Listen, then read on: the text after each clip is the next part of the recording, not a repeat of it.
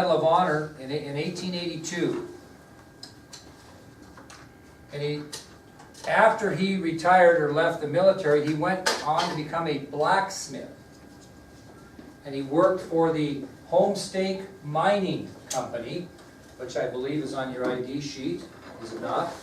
Homestake Mining Company, and he worked there for almost 50 years. Know what you think? Lead up to the significance. Okay, so I want to repeat that. Okay, he was wounded on June 25th, 1876 in the Reno Charge. He stayed in the military, earning the Medal of Honor on October 5th, 1882. After retiring or getting out of the military, he went on to become a blacksmith and worked for the Homestake Mining Company for almost 50 years. On June 26th, 1926, he attended the 50th anniversary of the Battle of the Little Bighorn. Oh, bear with me. Like 100?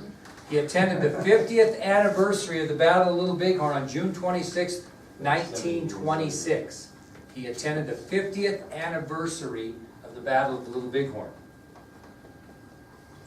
Wow. He attended the 60th anniversary in 1936. Jeez. He attended the 60th anniversary in 1936. How old was he? Old enough. Then we sent him over to World War II. He did not attend the 7th anniversary, but he could have. 70th. He could have attended the 70th, but he didn't. And he died on March 11th, 1950, at the age of 98, and he's buried in Black Hills National Cemetery. 98? 98 years old. Yep. So he didn't attend the 70th anniversary in 1946. He could have. And he died at the age of 98 on March 11th, 1950. And he's buried in the Black Hills National Cemetery, making him, at the time, the oldest survivor of the Battle of the Little Bighorn. So he nearly made it to now. Yeah, well, I don't know. Yeah, he actually, Josh, he actually was alive when the conflict was going on in Vietnam between France and Vietnam. So he did make it to Nam, so to speak. Okay, so he went down history as the oldest survivor. He lived longer than anyone. What? He died on March 11th, 1950. Okay? Let's talk about Frederick Benteen and Marcus Reno, two pretty big players. And then we'll get to Libby Custer. Reno got his credit. Frederick Benteen. Reno got himself in trouble for his actions, and they actually had what was called the Reno Court of Inquiry. What's a court of inquiry? Are we doing Benteen or Reno? This is Benteen. Oh. Now, what is a court of inquiry? Anybody know? In the military, if you screwed up, they're going to have a court of inquiry to see if your actions should result in what? Court-martial or discipline. Okay? Benteen, after this campaign, testified at the Reno Court of Inquiry, which occurred in 1879 in Chicago. Reno had to go on trial, so to speak, for his actions in the Little Bighorn. Okay? They're looking for somebody to blame. Well, they can blame Custer, but they can't blame him totally because they know what he did. So Reno's the one that's kind of taking the heat here. Okay? And Benteen testified at the Reno Court of Inquiry in 1879 in Chicago. And he supported or did not support him? He supported him big time. Really did? Yes, supported him big time. Who didn't he like? He made it But seem... didn't Reno give Custer the... No. No. Just kidding. Yeah, no, Benteen did not like Custer, so he supported Reno.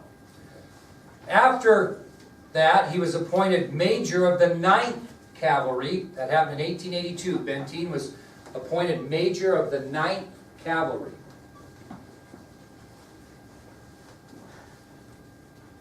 But he got suspended 2 years later, in 1884, for a year for drunken and disorderly conduct. So he was promoted to Major of the 9th Cavalry in 1882. 2 years later, he was court-martialed for drunken and disorderly conduct, suspended for 1 year without pay, or excuse me, half pay. He got half pay. I want you to kind of listen to this. He retired on disability in 1888 and moved to Atlanta, Georgia to live. Okay? He retired on disability in 1888 and moved to Atlanta, Georgia.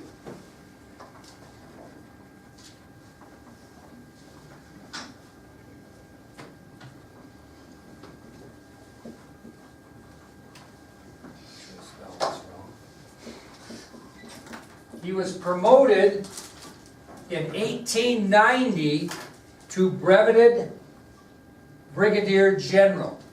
What is breveted? Well, think about what we're doing. In 1890, he was promoted to breveted brigadier general. When did he get appointed that? 2 years after he retired. How do you get promoted 2 years after you retired? You kind of do, but what does breveted mean? After you have served your career. After the fact. Okay, and why was he promoted to brigadier general, breveted? Because he was finally recognized, and should have been, for his gallant service for the Battle of the Little Bighorn. He also served in the Nez Perce Indian fight, which we'll be talking about next. But he did a nice job for our country, and they felt recognition was needed. So 2 years after he retired, he was promoted. He died at the age of 63 in 1898, dying in Atlanta. He died of heart disease.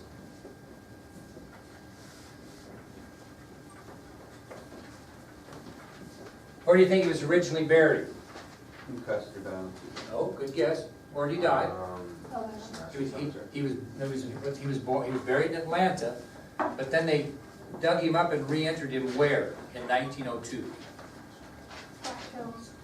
The most prestigious cemetery in our country. Arlington National Cemetery. I've been to his gravesite. It's in, you'll go, if you're on this trip, you'll go.